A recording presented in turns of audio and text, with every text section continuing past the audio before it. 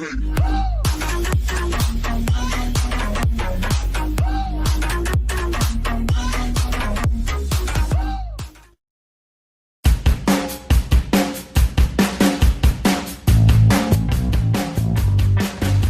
Martin organizes the DB11 chassis mode separately from the powertrain settings, although both calibrations share 3 levels: GT, Sport, and Sport Plus.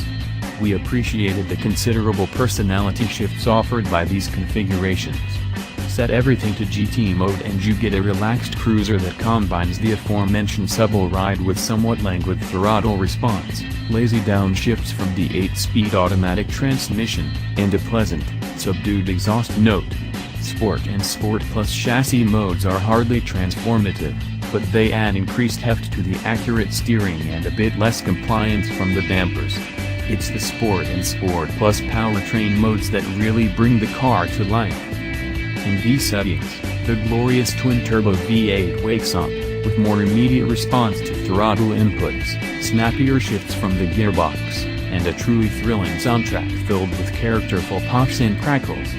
The Volante is best enjoyed with the top down, the suspension left in a relaxed GT mode, the powertrain in its most aggressive Sport Plus mode, and a heavy foot on the right pedal.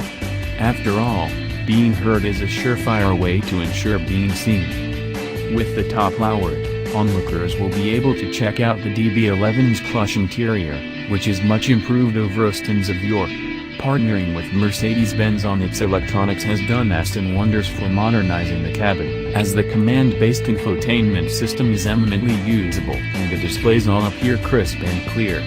Even so, some fit and finish issues persist, and there are elements of cheapness within. It seems worth it to shell out a bit extra for some of the more extreme leather colors and exotic materials, as the car we drove didn't quite delight with its black upholstery and somewhat drab piano black trim. We've gotten this far without mentioning the 600 horsepower, twin-turbo V12 that's such a focal piece in top-level DB11 coupes, and that's because the Volante does without that engine option.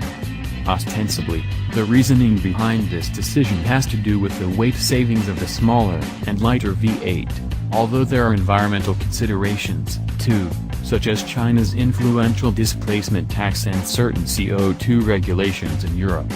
This might seem a strange omission from a car whose mission statement is largely one of indulgence, but as we found in our first drive of the V8 coupe, as well as tests of various Mercedes-AMG and Benz models powered by this burly V8, the Mercedes engine is special enough to provide a compelling alternative to the 12-cylinder with little to no sacrifice in performance. The number of cylinders under the hood has little to do with the marvelous image that the DB11 Volante projects to others on the road, which really is what this car is all about. Being seen in the balanced and powerful DB11 Volante is a treat, and so is driving it.